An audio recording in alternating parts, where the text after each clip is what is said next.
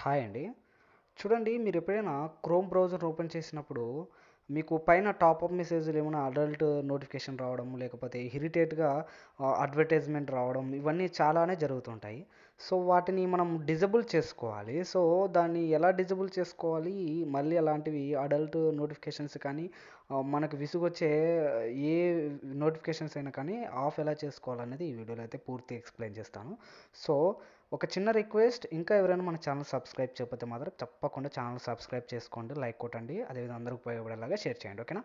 So first of all మనం ఏదైనా ఈ క్రోమ్ బ్రౌజర్ని ఓపెన్ చేసినప్పుడు సాధారణంగా ఏదైనా ఒక సైట్ని ఓపెన్ చేస్తున్నప్పుడు మనం దాన్ని అలో అని అలో ఆర్ డెనీ అని ఒక రెండు ఆప్షన్స్ కనిపిస్తాయి. మీకు తెలియకుండానే అలో ఇచ్చేసింటారు.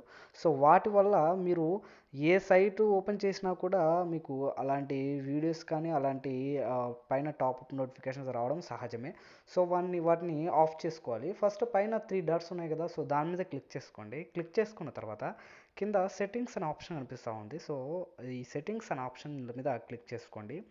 క్లిక్ చేసుకున్న తర్వాత కొద్దిగా పైకి స్క్రోల్ చేస్తే ఇక్కడ సైట్ సెట్టింగ్స్ అని ఆప్షన్ కనిపిస్తూ ఉంటుంది. సో ఈ సైట్ సెట్టింగ్స్ ఆప్షన్లోకి వెళ్ళిపోండి.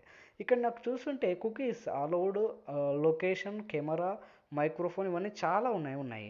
అదేవిధంగా పాపప్ యాడ్స్ ఇవన్నీ ఉన్నాయి కదా. సో ఫస్ట్ మేజర్ ఒక త్రీ, నేను చెప్పిన ఒక త్రీ దాన్ని ఆఫ్ చేసుకోండి. మీకు లైఫ్లో ఇంకా అలాంటి నోటిఫికేషన్స్ అనేవి టాపప్లో రావన్నట్టు, ఒక పాపప్ మెసేజ్ అసలే రావన్నట్టు. ఓకేనా?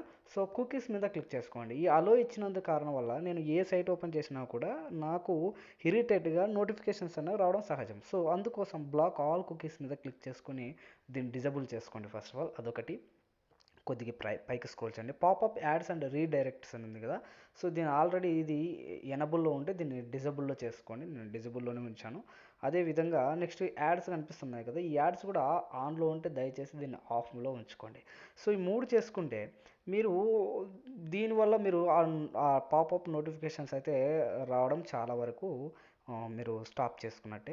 ఇంకోటి ఏంటంటే దీనివల్ల ఒక చిన్న నష్టం ఉన్నట్టు ఉంది, అంటే కొద్దిగా డిసడ్వాంటేజ్ అనొచ్చు.